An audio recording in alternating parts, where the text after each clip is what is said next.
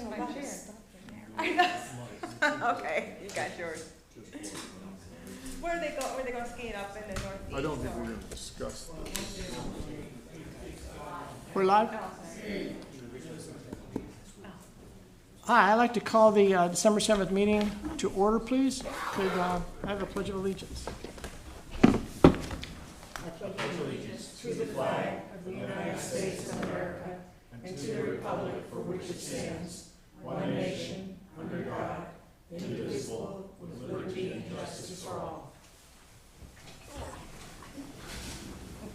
Thank you. Patrick, could I have a roll call, please? Chairman Varela, Here. Here. Ms. Conley, Here. Mr. Moffitt, Dr. Parker, Here. Ms. Ellison, Here. Mr. Wilson. Here. Thank you. The first point of business is approval of the November 2nd meeting minutes. I'll move to approve. Second? Any discussion? Comments, changes? They're perfect? Okay. All in favor? Aye. Next item is the mayor's notes, mayor's update. Bear with me, I have a number of comments I'd like to make. I want to announce that on January the 11th, 13th, and 14th, we will be having a planning retreat here at Town Hall.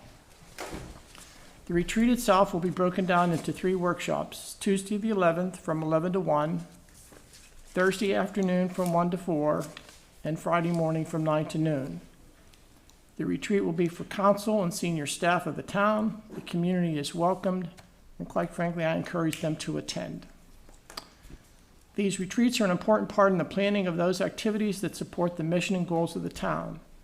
It provides an opportunity to review the plans from the prior year and develop those objectives to accomplish for 2022. The retreat will provide an opportunity for town council and the senior staff to review current projects, upcoming goals, and discuss strategic planning. One critical area of review for the retreat will be the town's zoning ordinance and state statutes, specifically those dealing with annexation and zoning. The workshop for that review will be on Tuesday morning, the 11th, from 11 to 1. As part of the review, we will be discussing the sequence of events that took place with the Andale West Track Development Project. There has not been any further activity with the project itself, and I feel that now would be an appropriate time during the retreat for a reevaluation of the process that was used.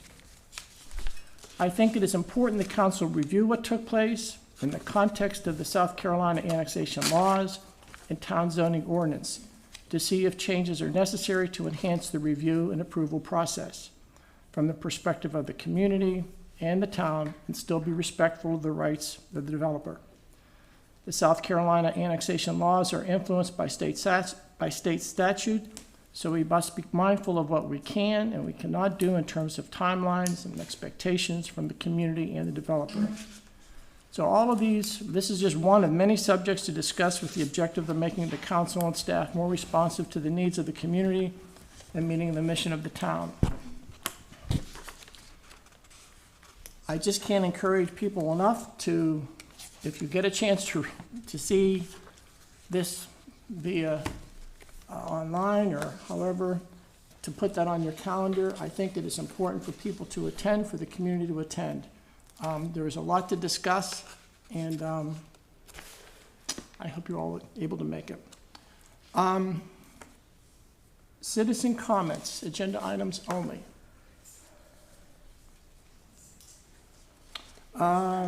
Okay, we have a presentation from... Wait, there's this there is one. public member of the public.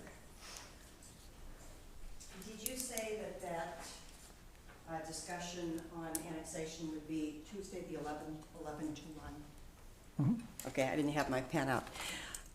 Diane Leader, 306 Palm Warbler. It's nice to see everybody in one spot again.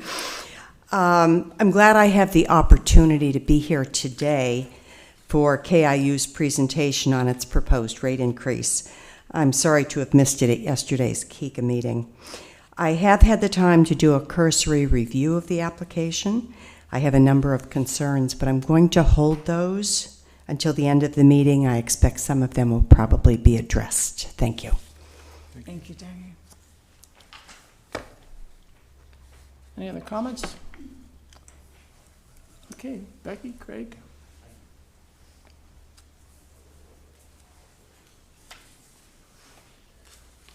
We appreciate the time and the opportunity to speak, and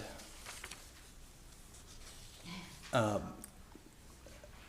got a presentation that can share some of the information that perhaps. She's working on getting the screen down. Yep. Again, we do appreciate the time and the opportunity to speak and come before the council. Very nice. Oh, okay. So I think it's helpful to start, and I start a lot of my presentations with staff and others with our mission statement and what are we really trying to do as the utility, and what we do as the parent company, and Kiowa is one of our utilities under our fold. We take pride in providing safe and reliable water, wastewater services, and resource management for homes, businesses, and communities nationwide. So it's always important for us to remind ourselves of that, and so I share that with you. I thought it would be good to have a quick update. You know, we always talk about, rate filings and all these things, but we don't often get a chance to come before groups and talk about some of the activities that we've done and the things that we've accomplished over the last few years. So, Becky, why don't you take this this slide and. Thank you. First of all, on everybody's list, first thing is always COVID. We've had quite a couple of years, and but I'm proud to say that we maintained customer service, and we had the field crew was on the job every day. We maintained the 24/7 coverage. We maintained customer service, billing, all the various parts of doing business as a utility. I'm really proud of our crew for maintaining and performing as well as they did throughout the last 2 years. Of course, we had a tornado that touched down at the utility plant. It was the first time ever that happened, and it did some damage to some of the buildings and some of the roofs, but we were able to get that repaired. And then, of course, since the last filing, we've had a couple hurricanes. Thankfully, none have been significant, but there's always the prep work and everything else that goes along with the hurricane season. As long as we're on this, we'll go into the capital projects. We've done some improvements on the headworks of the wastewater treatment plant. We've added a screening device. It's an automatic screening device, which it takes out the large particles that come into the plant from the pump stations. We've got 53 sewage pump stations on the island, so there's a lot of maintenance activities that go along with that. At Sora Rail, we've upgraded a 200 horsepower variable speed pump, and what that does, that gives us the flexibility to adjust flows and pressures automatically based on the demands, and that pump will produce around 3,000 gallons a minute.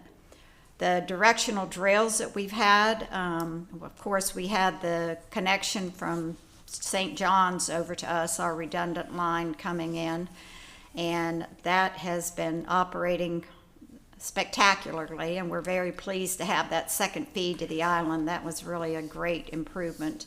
We've also had 2 other directional drills on the island, and one connected Summer Island to Ocean Course, and one was a connection from the plant on Governor's Drive. It connected up through Falcon Point, and it added redundancy, and it added part of the loop system that was always in the master plan. So we're really thankful to have those in place as well. And of course, the AMI metering system, the AMI meters are installed. There's 2 more to be installed, and they should be completed this week if the rain holds off. And once those are completed, then we will continue with IT. They've already started the footprint of how to interface the customer base with the customer portal, so that our customers will have access to the meters, the meter readings, and they can set up alerts, like if they have high usage or continuous usage, or they can set the parameters on different alerts that they'd like to see. They'll be able to go in and just pull up at any time, really, and see what their patterns are, which is, we're really excited about that. And I think the customers are really going to enjoy that. We've had a lot of inquiry about when that's going to take place. And we're hoping to see that incorporated, the customer portal side of it, the first part of 2022, January, not later than February, we're hoping. And community service, our crews are very giving. We have 15 staff on the island, and we continue to support Toys for Tots. In fact, we have a run going on, a fund run going on right now, that if anybody has anything they want to drop off, we're collecting till Friday, so stop by the utility and drop off your toy. We also had a food drive this year, early in the year, and we were able to collect enough food with our crew to fill 6 blessing boxes around the community. So we're really, grateful for the interaction and the giving hearts of our staff. We also have we're licensed by the state of South Carolina in water, wastewater, and distribution. And we've had several employees that have just continually advanced their licensing, and we're really proud of them for that. And at the wastewater plant, in the last year or this year, we've treated approximately 200 million gallons of water. So we continue to enhance the system, and we continue to grow customer-wise and in services, and we just appreciate the opportunity to serve you. Thank you. Becky and her staff do a phenomenal job, and I think if you've ever had any interaction with her, you're aware of that. But the utility's running well, and that's, I think, the thrust of what we're trying to communicate here is that things are in good shape, and we continue to improve and invest and grow. And with that, we've talked about, and perhaps the largest reason that we're here today is to talk about the filing that we've just made with the commission, and wanted to make this body aware of that, and that based on circumstances and occurrences and investments over the last several years, it's time for us to come in and adjust rates. You may recall that our last filing was in 2018 based on a 2017 test year. So the test year has expenses in it that are approaching 5 years old, and certainly the cost of goods and services has increased over that time, and we're seeing that at the utility. In our communications with the Office of Regulatory Staff, as we're preparing for this filing, they requested that we perform a cost of service study. And so we did that, and have took those results and included them in our proposal. The cost of service study really is to make sure that the rates are appropriate and equitable among customer classes, among water and sewer, and then among fixed base costs and then variable costs as well. So those are really the 3 areas that a cost of service study will consider. We did that. When that was done, we gave notice of our intent to file, and then subsequently filed on November 30th for increased revenues. And based on a calendar that the process has to walk through, that would put new rates to be effective middle of the year 2022. Most people are probably already aware, but the regulatory process and the procedures that you have to go through in order for a utility to adjust its rates is very highly regulated it's a legal process, and there are intense financial audits, a formal discovery process, and interveners and the applicant submit sworn testimony. And so there is a great deal of attention paid to details and validating expenses and looking at the utilities operations as part of the process. There are a couple interveners that are, I think, generally automatically enrolled in these filings. First, you have the Office of Regulatory Staff, who has an interest, and their mission is to look out for the interest of the general public. And then the Department of Consumer Affairs has really become more active over the last several years, and they come at their audit requests and discovery questions and so forth with an eye on speaking on behalf of the actual ratepayer and the customer. So those two entities are already engaged, and we're responding to discovery requests today. I think we're already over 100 different requests for information in the process, just a week into it.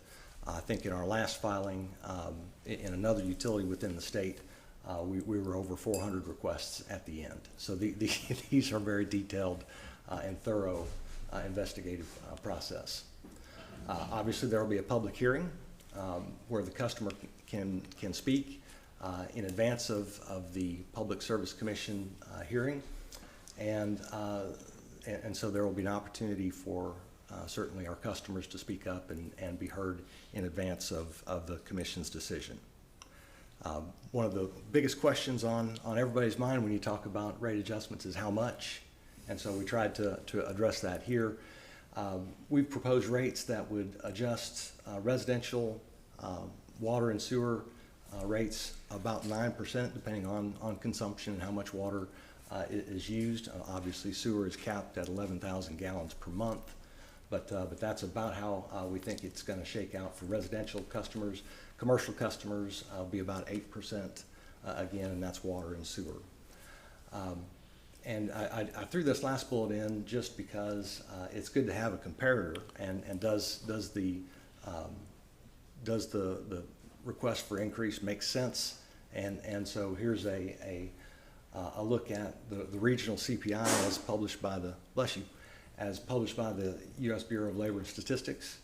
And if you look at from the middle of the last test year to today, that CPI has gone up for our area 13%.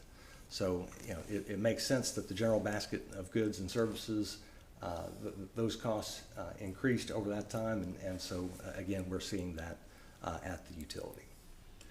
So those are the high points, and we're working through audit requests and the discovery process right now. Again, I would anticipate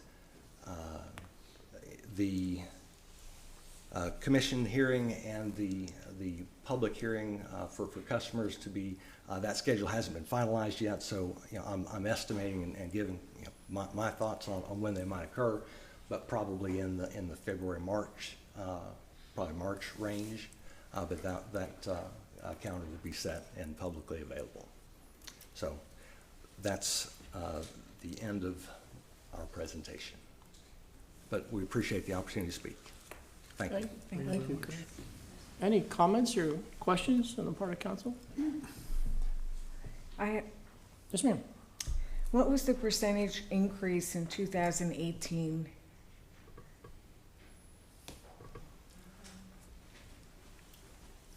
I can get back to you with the actual number, but I think the 2018 number was actually at the end of the day, what was approved was probably 7%, 6.5%, something like that. Okay.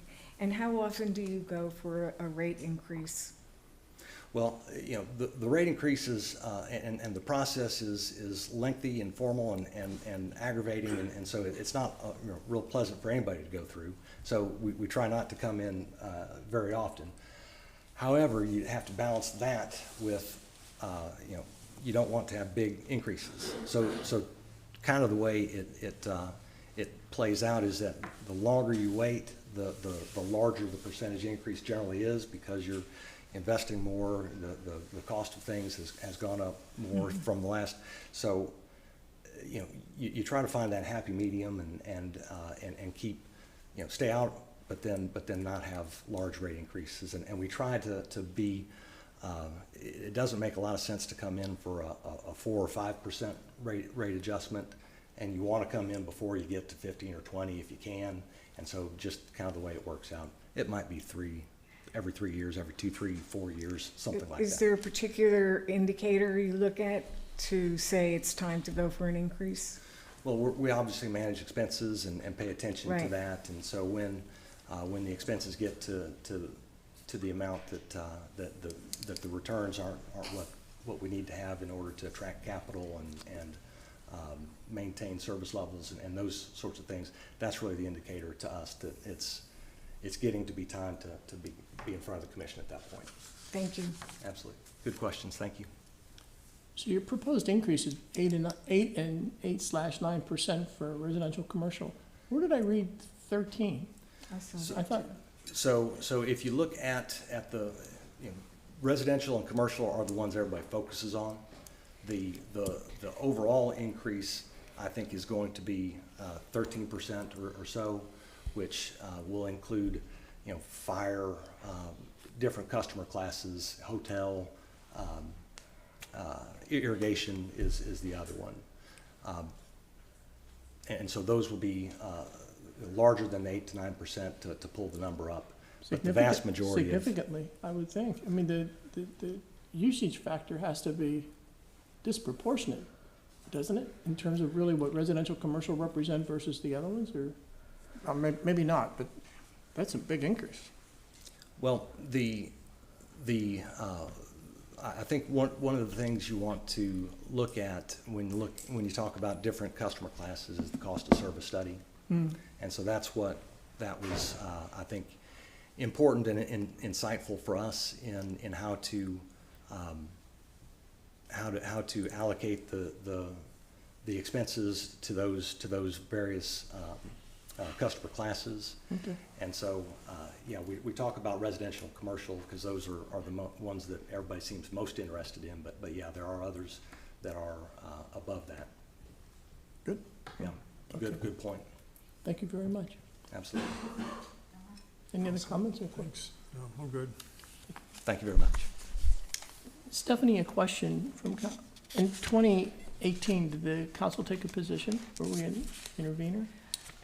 We met with them and we looked at their rates and we were able to, we gathered all the information. We did not take a position on belief publicly, I don't recall. Maybe they did, but we did not intervene like we did with their first proposed rate increase. We actually hired an attorney that went through and intervened on our behalf, essentially just reviewed all the information. We met with them, we were able to negotiate rates. In 2018? This is their second, this will be their third proposed rate increase. The very first one, which was in 2017. That's the one that we intervened. We were able to get a public hearing here. The mayor, LaPuma was mayor. We had a public hearing. Oh, so it's prior to 2017? Well, I started 2015, so I think this was been, I think you guys sold in 16, so I think this may have been set early 17 or maybe late 16. That we went through the process. They had a public hearing here on Kiowa, and then their second rate increases in 18. I think these dates, the years are, I'm forgetting the years, and then this is their third one. So the second one, we did not do we did not become an intervener, but we did meet with them. We looked at the rates, et cetera. They were able to, I think, we were able to discuss and get the rate down a percentage or two, so we did not take it any further like we did the first one. So this particular rate increase could be in line with what we did with the first one. If Right. this is something we so choose to do, get involved and become interveners. And we did that with Kika, the first one. We participated with them. If we wish to do that, is that something we should take up now, or we should take up in January? Let's take that up in January. I don't think we're January would in be a fine. position for Okay. council to take that up today, 'cause we Okay. can discuss it. And there is a date that will be, again, the calendar isn't set yet, Right. but I want to say that the last spot that I saw, the deadline for intervention might have been in February or okay. something like All that. right. So Yeah, we that, have a we're very little bit early of on in time. the process. So everybody can think about Right. it. Yeah. And along that line, once those dates are published, we will send a notice out to every customer outlining those dates. So everyone will be aware of what their deadlines are and what it would look like. Okay. Again, he said, as Craig said, it's not set yet, so, you know, we can't publish it, but we have a short window of mailing it. So you can expect that, I'd say, within the next couple of weeks, probably, maybe 3 weeks at the most. So, Okay, fair enough. Okay. And I think we would probably have preferred to be a little further along in the process, but just the timing of this meeting and all, and just, we'll get here and give you what we got, so. Fair enough. Mayor, you have a I have just a quick question. Do we have any sense of where Kika is leaning towards on this? Because I think they just got this presentation yesterday. Yeah, Yeah. I don't know, I may be too soon as well. Okay, yeah, all right. Okay. Thank you very much. Thank you Thank very you. much. Merry Christmas. Bye, Take Bess. care. Merry Christmas. Items A, B, and C are all under consent agendas. Ordinance 2021-14, 2021-15, and 2021-16. Could I have a motion to approve? So moved. Second? Any discussion on these three? This is the second reading of these three ordinances. All in favor? Aye. Okay. Under new business, this is ordinance 2021-10. Recall, we had we took two periods during prior town council meetings to talk about noise. And Joe was kind enough to take everything that he thought he heard, and has given us this proposed ordinance. And it's highlighted in red, and this would be the first reading of the ordinance. I move to approve. Is there a second? Second. Okay, comments? I had two questions, Joe and I guess Stephanie. In terms of a quote-unquote event, something that would be taking place on the island and fall under Our special event. a special event, not a routine item, but just something that comes up. The 10 o'clock in the morning, what is an event in a different class, or will this affect events? I guess that's question number one. Well, it would affect an event that had a loudspeaker or amplified sound of any sort.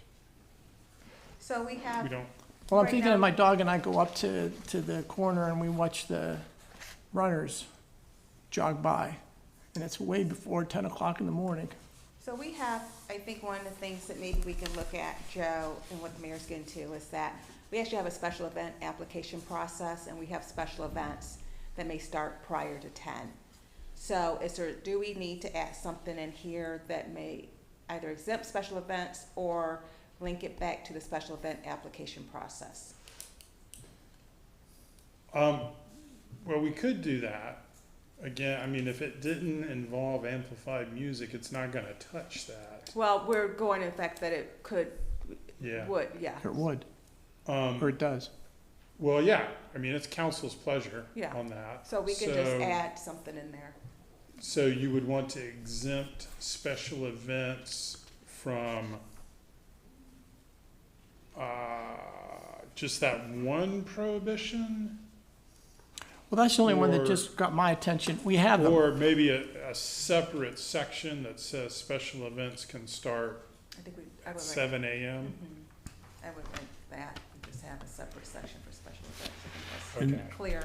Well, that's just my suggestion. I mean, Cleaner. certainly the rest, everybody else has to weigh in, but we have these things and they're fun and everybody seems to enjoy them, and but they are before 10 o'clock. And then the Right. second thing was normal operations, things that are typically done routinely day in and day out that are noise. That's not amplified music, but it's noise. Is that affected by this? Yeah, it could be like leaf blowers. We have a lot of people that, Cutting grass. Yeah, I mean, we have a lot of contractors that start at 7 because they're allowed to come and start at 7. We talked about this the last time, you know, and I think we agreed that, you know, since Kika's landscaping crews start out there at 7 Right. AM, that we were gonna just limit this to just amplified noise. yeah, I don't know that there's anything here that, well, except I guess the general prohibition. Right. Again, I mean, if that's something, I had a provision that separately addressed yard maintenance. If that is specifically the concern, I can do the same thing as with special events. Well, or could you not under, section 4 here, where construction activities, just simply say construction activities and general landscaping are restricted? That would be another It's way a to do it. easy way to fix it. And then as long as you're doing that, I would say that second paragraph, second sentence in that thing, the hours are backwards. It's between the hours of 8 AM and 5 PM, not 5 PM and 8 AM. Did I get that? Well, it's a negative, actually. Well, You gotta I found read it this. very confusing. Well, again, I struggled with making this change because it is confusing. Could you not say something like, but prior to 8 AM or past 5 PM? Well, what I would do is, if you look at the first page, subsection C, this is how it was constructed originally, so I kept the original construction. Just because I got the sense that y'all didn't want a bunch of changes, but I can make, if you read it with that part of subsection C, loud and/or unnecessary noises in violation of this section include, but are not limited to, the following acts, right? So you got to read that, and then all of this stuff, 1, 2, 3, and 4, have that language. What I can do is clarify. Yeah, it needs clarification in my opinion. I'm not a lawyer, I didn't stay in the Holiday Inn Express last night, but I just could not figure out this sentence. I will do that. I mean, I struggled with how to Okay. word this, and I ended up just sticking with the way it was done before. But I agree, it is a little confusing, and I'm more than happy to kind of drop that language into each subsection, Reverse it. so they read as a unity a little more clearly. Okay. That'd be thank you. good. I think that's what you're saying. Yes. I would also recommend I'm sure you will account for this, but when you say special events, you probably need to say special events as approved by the town or Yeah. something like that, so that I don't That's a just good point. define my own special event, Yeah. like a birthday party.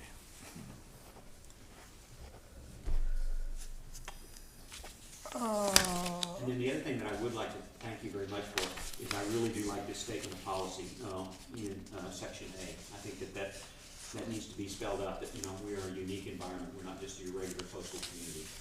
I like what you've done there. Thank you. We We gotta come back to this? Yeah, we had a motion to approve, but that was as is.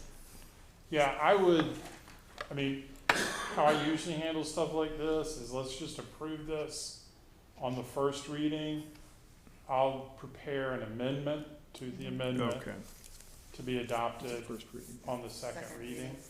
That's a good way to do it. So it won't be able to, probably shouldn't be on the consent agenda, Right. because we'll have to vote on the amendment Right. to the amendment. And then we have a final vote, which is the second reading for the ordinance as amended. It's fine. Does that make sense? Yes. You look very confident, Joe, and it sounds good enough for me. It gets, it's procedure. Okay. Got But it? we are including the leaf blowers and that kind of equipment. We are including that in We here. can put that in that construction activities and general maintenance. Okay. Yeah. General maintenance or Landscape. general yard maintenance? Yeah, yard maintenance, however you want, but just make it clear that, you know, Well, yards, golf courses, the whole, Yeah, because this is The whole right thing. of way maintenance, this is, And that's Well, then what I'll they just say asked. general maintenance, maintenance, yeah. I not wouldn't say general yard. yard. That's Yeah. good. because I mean, it will impact Roger's, operations if he can't get his mowers out there early, having lived by the 6th Green at Turtle Point for 10 years. okay. So with that plan, that we'll approve this as is, Joe will make the changes that he has heard from our discussion and incorporate those And it comes back in January. when it comes back. Okay. Hate to, I mean, I'm just because I want to make clear, with the special events and the general maintenance, I'm going to do a whole separate section that says these items are allowed between these hours. Okay? So what that means is it's going to take it out of the purview of even B, which is the general prohibitions, so that isn't even going to apply. I think that's probably what you guys want, because, I mean, otherwise, it's gonna be two different standards. So just, you'll see, it's gonna be its own little section that's almost an exemption between those hours, right? Right. You can do these things between these hours. Okay. And it's gonna be 7 AM. Positive as compared to, Yeah, Yeah. it's Yeah. gonna be 7 AM to, well, what do y'all think? Construction and all that stuff needs to stop at 7 PM. When they have to anyways, they can't stay on the island, keep it. Right. Yeah, I mean, that's So, what I'm yeah. saying, yeah. So there Well, has but to this be- isn't construction anymore. This is general isn't- yard yeah. maintenance. But it Do you still wanna is- end it at 5 PM or 7 PM? I think they can still go until 7. And see, that's, Kika's got a stake in that game.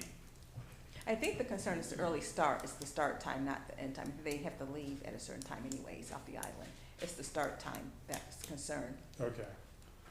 And so they can double- start at 7 AM. we'll double check what, so we're not in a conflict with what the association has, but if it's 7, it's 7. Yeah. Or 7 to 7, Seven. or, yeah. I think for contractors and Yeah. landscapers, 7 Okay. is fine. All in favor? Aye. Aye. I wasn't enthusiastic, but I think we got the vote. Okay, Chair, we have confidence in you. Just items B, C, D, E, F, and G, we'll take them one at a time, but we just completed a Ways and Means Committee, so we went through these in detail. So, do we need presentations, or we all We heard it? also, you want to go through H, I think, Mayor, Mr. Mayor. I don't know for. Oh, the- yeah, I'm sorry, B, C, D, E, F, G, H, we, I don't think you do knowledge for the public standpoint. You just want to discuss all of them, or if you just want to take it, you can just take it all as one package. Take it as a So group. You can just take it as one package. well, I don't think we need to take it as one package. I'll go through these one by one, Yeah. but Brian did a good job in terms of his. This is the project at Beachwalker Drive, $299,868. The staff did a good job in terms of getting it down from some $360,000. We went through it in terms of what's in, what's not in. We all felt comfortable with it, so could I have a motion to approve? So moved. Second. Any comments, questions, all in favor? Aye. The next was our town garage improvements. This has been something that we discussed a lot last year. We had work up from LS3P. Again, we have 3 bids from 3 different companies. Brian went through in detail what's in it. 173,507. So could I have a motion to approve? So move. Second. Any discussion? All in favor? Aye. This is to add Android as a version of the Town of Kiowa Island app. Stephanie made a presentation, and it was 13.5. Could I have a motion to approve? So moved. Second. All in favor? Aye.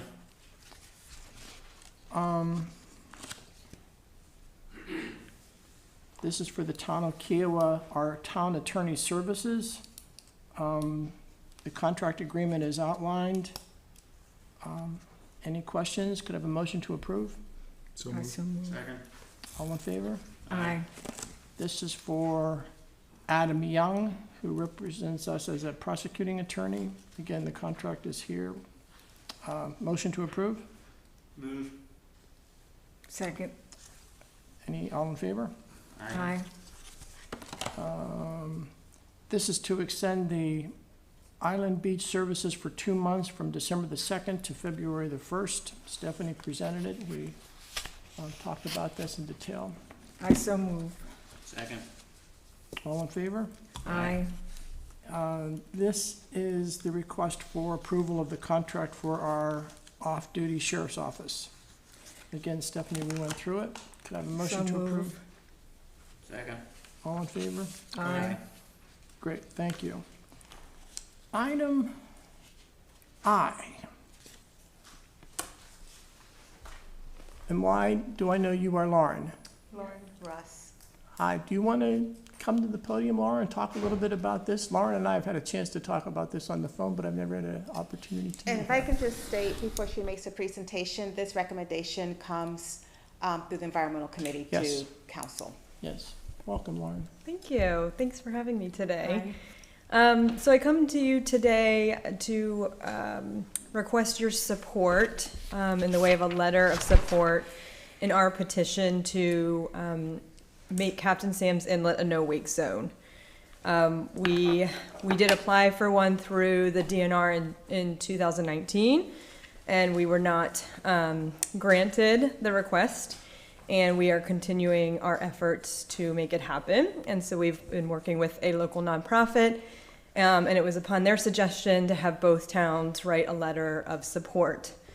For three really main reasons. I think, obviously, for the dolphins' sakes, the dolphins are federally protected. It is against the law to harass wild dolphins. So that is defined as anything that alters their behavior, feeding, resting, caring for young. And so we do feel that boats coming through the inlet at above an idle speed is disrupting their behavior. We've documented them abandoning feeding efforts, leaving the area, diving, separating.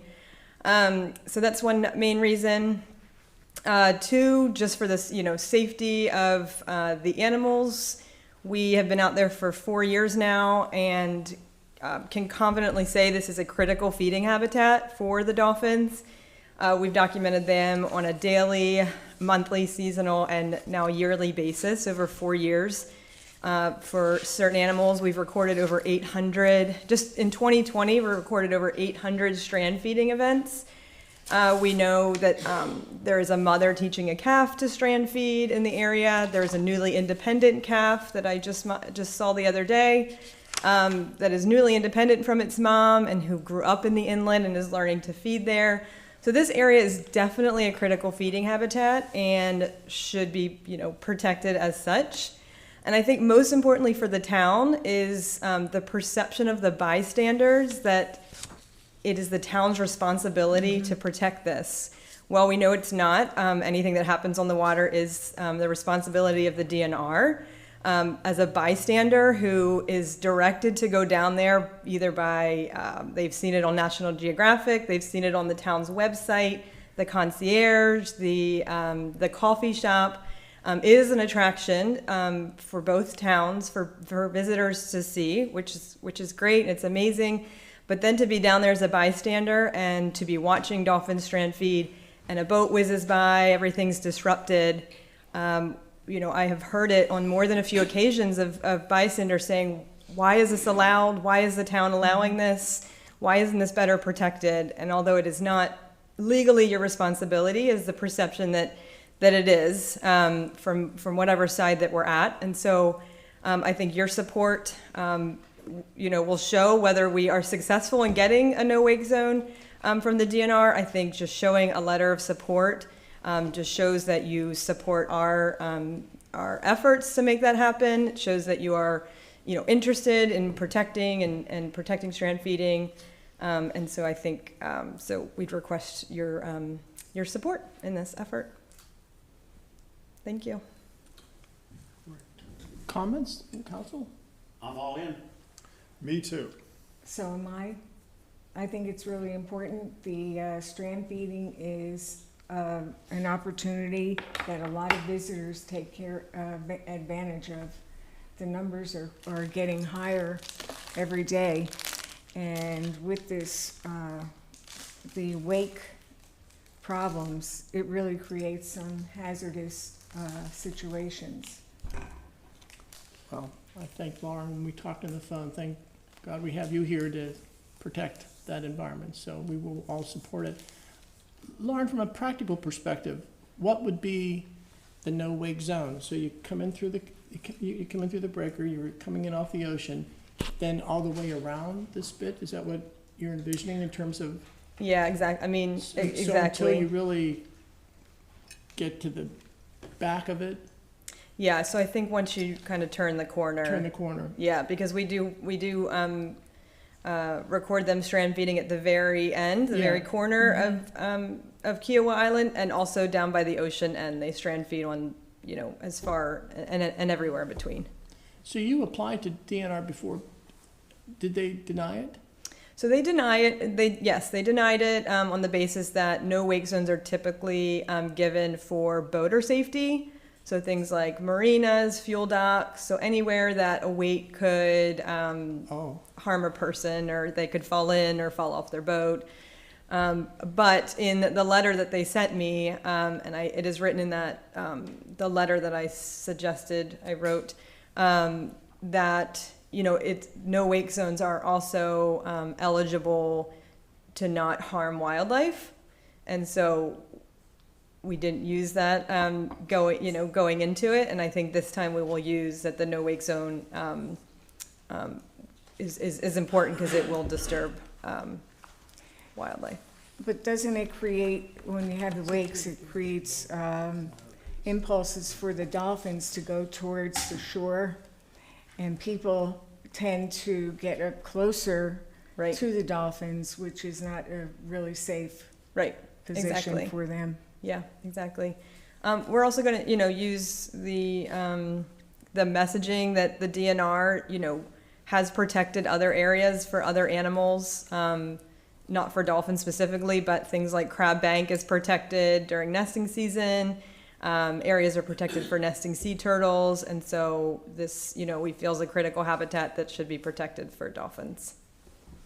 And I mean, based on our outreach and our efforts on Captain Sam's, and we do monitor other sites in Charleston. By far, the inlet has the most strand feeding, the most people.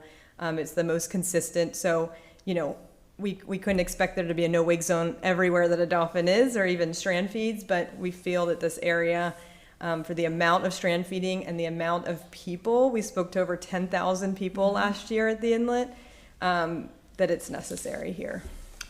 You have our support, full support. Thank you. Okay. And this is a letter that Stephanie, Yeah. Oh, sorry. Okay. All right. Thank you, Lauren. Thank you. Good luck. Appreciate it. Meeting schedule? It's attached. It's attached. 14. Yes, it is. Any changes? Any suggested changes? Everything all set? Move approval? So moved. Okay. Second? All right. That is our agenda.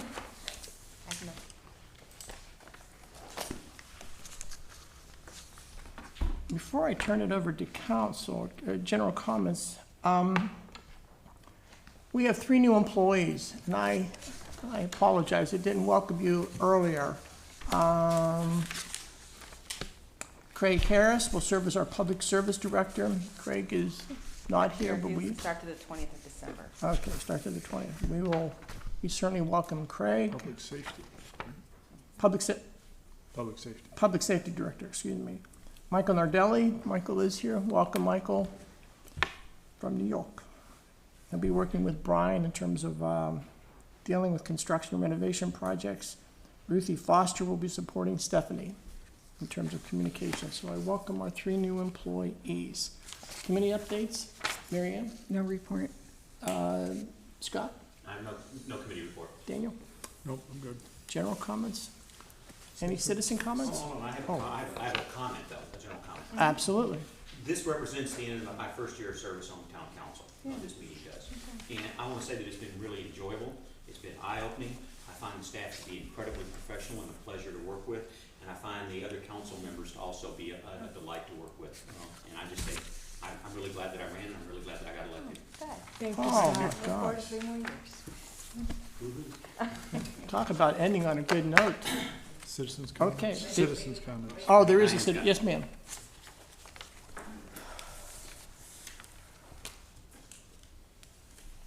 It's more flattering than a face mask hanging off the one here.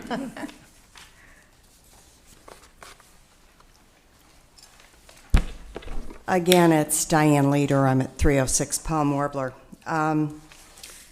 I would like to thank you for the opportunity to share a few concerns that I have about KIU's application for a rate increase. As I noted earlier, I've had an opportunity to do a cursory review of the application.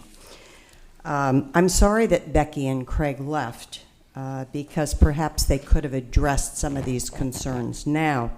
And I would ask if any of you have had a chance to actually thumb through the application itself. No. I would encourage you to do so and to become familiar with it.